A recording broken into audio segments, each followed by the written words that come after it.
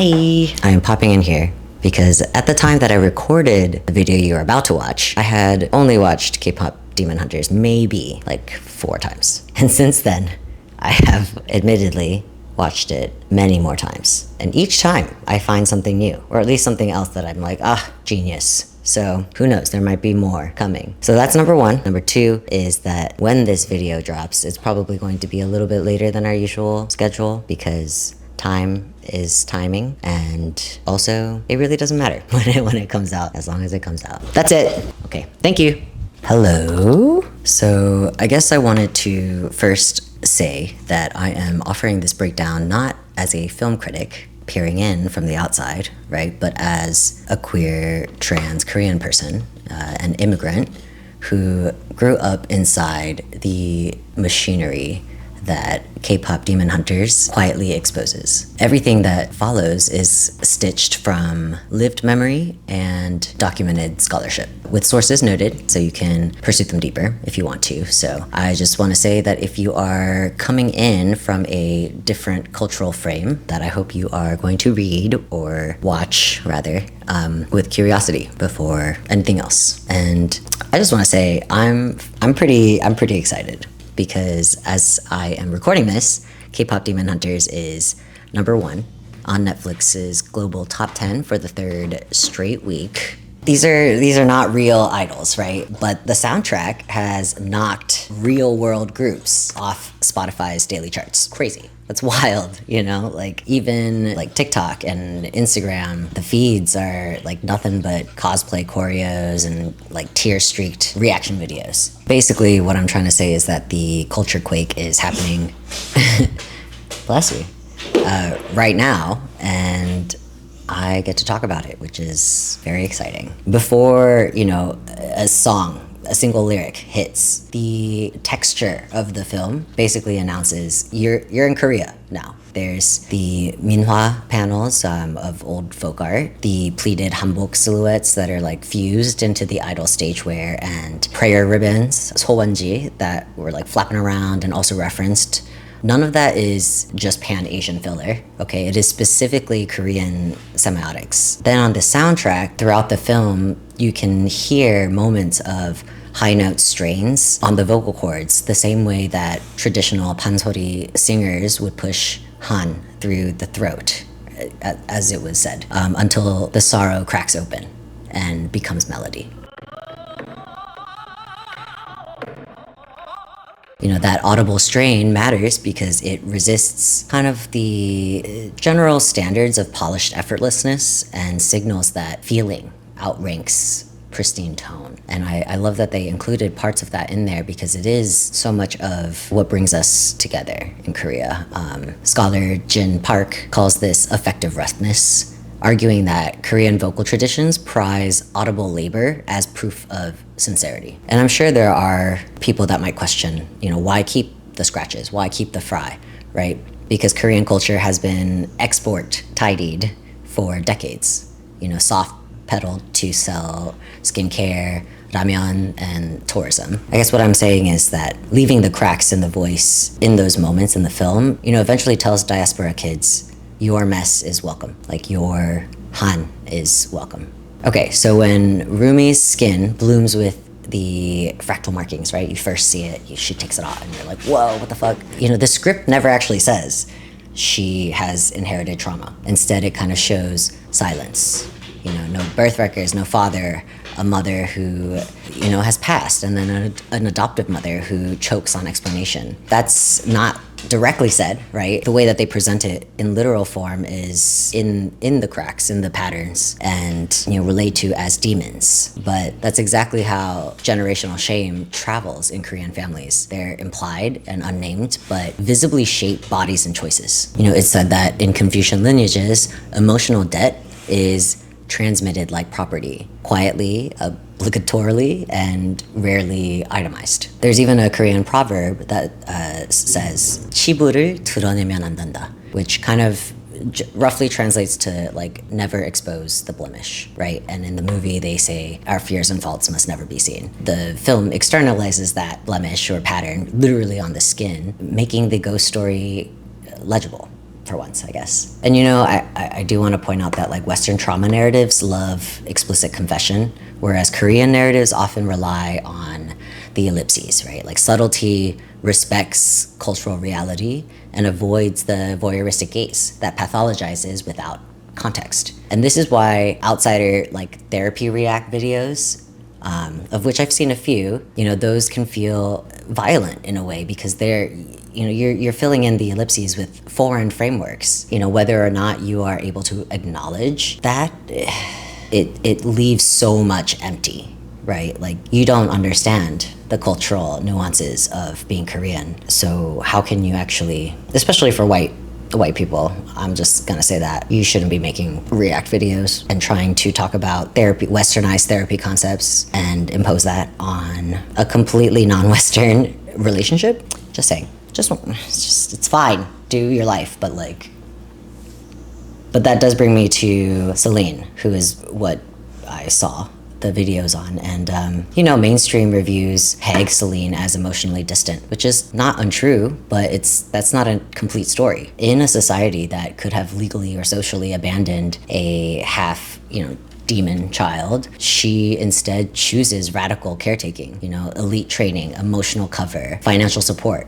Like Korean feminist historian Seo calls this maternal defiance, the act of like protecting the socially shameful child even while policing that child's visibility. And I see this in Korean moms, Korean mothers everywhere, of America, of Korea, wherever, right? Duality is the rule, not the exception in Korean motherhood under patriarchy. Scholar Moon wrote, maternal love under Confucian patriarchy is both fierce and surveillance-oriented. So no, Western pathology checklists won't apply. They don't apply. They flatten Celine's kind of impossible situation, which is to shield the child and also the family name. Okay, switching over to kind of the cute little cultural elements that they brought in, namely the tiger and the magpie, my favorite. That I was tears at literally every moment in this movie. But with the tiger and the magpie, this is so important. These are very traditional Korean mythological creatures, and also very important to Korea in itself. So the tiger, the horangi, is our national animal, kind of acts as a guardian spirit and has often been represented as an anti-colonial emblem. During the Japanese occupation, there were state-sponsored hunts attempted to erase this symbol of Korean sovereignty. So though Koreans weren't allowed to hunt for survival, they were hired to poach the remaining tigers in Korea down to extinction. And then there's the magpie, the gachi, the Korean magpie specifically, not the dive bombing ones that I've been hearing about. But they are a bearer of good news. They bring, luck for the new year. They're very playful. And there is a folktale of the magpie and the tiger and you see this in folk art rather, minhwa. The bird is teasing the tiger. It's very joy perched on ferocity, and very, very Korean. And traditionally, paintings of that particular folk art were hung near doorways for protection and fortune. I myself have the tiger and the magpie on my stomach as a way to protect the home, which for me is in my body, in my temple, that kind of vibe. And who am I to deny the ancestors, to argue with them? Let's protect this. The point is, seeing that animated was so much more impactful to me than I expected for it to be. I mean, not just the tiger and the magpie, but all of these different little elements that I could recognize from my lived experience, from my history, and my experience of being Korean diaspora. So going back to collective wounds, I want to talk about how Rumi rejects the old honmun, which translates as the protective dome. Literally, I think it means soul door, so mun means door. But she rejects this idea of protecting a honmun that is built on hiding imperfection, and instead proposes a barrier that lets fear and shame be seen. And that I felt was a mini allegory for Korea's split reality. It is a country, a peninsula, severed by war. And families are still divided, mine included. Yet, public discourse and global discourse insists everything is fine, right? And it's not. And I find that diaspora adoptees, queer and trans Koreans, and post-war generations, we all kind of share that ache, this reunion of body parts, a reunion of ourselves. I think that recognition in the movie is talking about healing and how that healing begins when the wall goes translucent. And that's like directly reflected in the song What It Sounds Like. So since I've brought up the songs, let's go ahead and dive in, because every fucking track could be a thesis. You've got How It's Done, which is what it starts off with. I think that song in itself, the lyrics, embodies Korean resilience and the relentless work ethic. This this feeling of like fight back instinct forged by occupation and war and compressed, like incredibly compressed modernization. Golden, which, God bless, it does in a way kind of masks perfection, and it mirrors, I think, Korea's economic, quote, miracle on the Han, a shiny GDP, but hidden burnout, or like underlying burnout. But then right after that, you have a song like Takedown, right? That's the climactic catharsis. That's Han with bass. Rage that is forged into a communal shield and shows just how deep and almost aggressive and violent the Han can feel when in the face of injustice. It's a huge contrast, right, to Golden, which, yes, it is like a song of joy, a song of recognizing our moment, right, in global history, coming up to this point where so much of Koreanness, Korean media, Korean products, Korean fashion and culture is being spread out into the world, very tidied, very like put together. But Takedown kind of is a direct shadow, right, that shows like this underlying sense of ache and grief and rage for being forced into becoming this, you know, that lies underneath and that needs to be tended to, I think, that we don't often get to. Then after that, almost as if it was planned, you got the song Free, which is kind of a mid-film implosion, right? Like, sure, there's, you know, the romantic aspects, of course, like you have to play to the audience, and that is also a big part of Korean film, right? In drama, the K-drama moments, like the love moment, it makes sense, you know, movie-wise, but when I look at it, I'm also seeing kind of the pattern of the songs and the story of being Korean. And Free to me was like a plea for release, right? It's asking to break this traditional Confucian level, like emotional stoicism. And it models vulnerability as a collectivist duty. It's about togetherness and coming together in order to break free of that. And then finally, we come to What It Sounds Like, which is the rally point anthem, right? It's the comeback. It echoes, honestly, you know, Korea's massed protest tradition. 광화문 촛불 집회, you know, harmony as communal power, diaspora longing for unity. You know, it all comes together at that point, and how folks are able to break past their differences in order to come together for the whole. You know, music in Korean history has been a repository and broadcast for grief and grit and gathering, and the public is feeling it.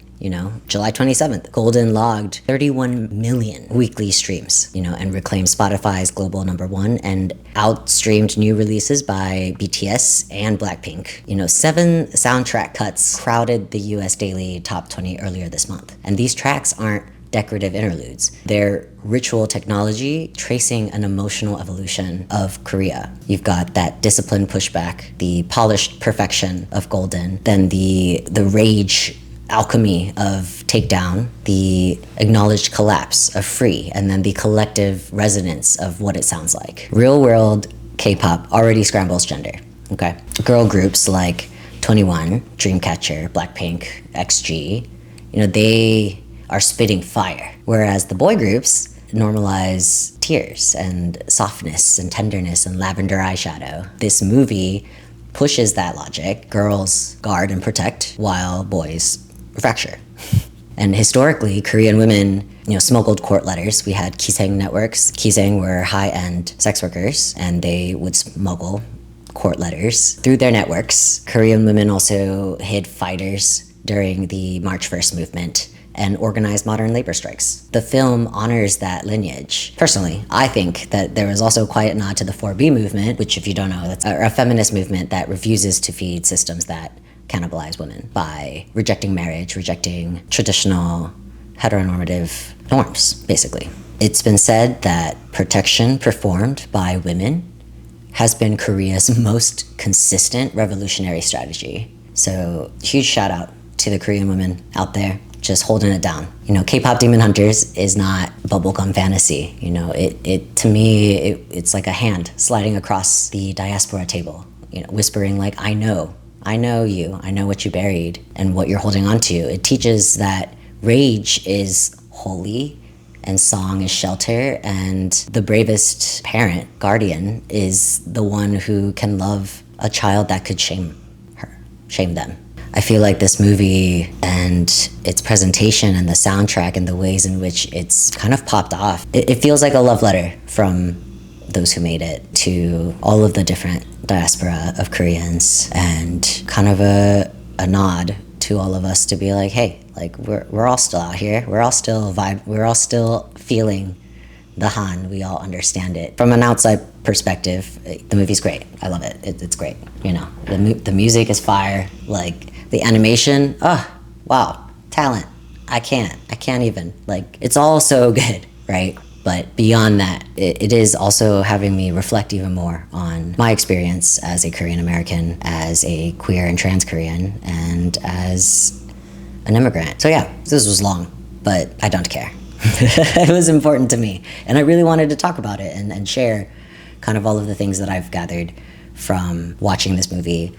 A lot. I won't tell you how many times, but I love it. And you know, another reason why this is so important and has been so important for me, I think, is because a lot of Korean history has been kind of disrupted or erased and destroyed during the occupation and the war, and throughout history, because Korea has always been under attack for whatever reason. The fact that we're still able to hold on to these little pieces of our culture, and like that they brought it into this film was just so, yeah, it was really touching. It was really touching. Anyway, stay safe, eat well, take care of yourself and your family, whoever that is, and stay golden, you know?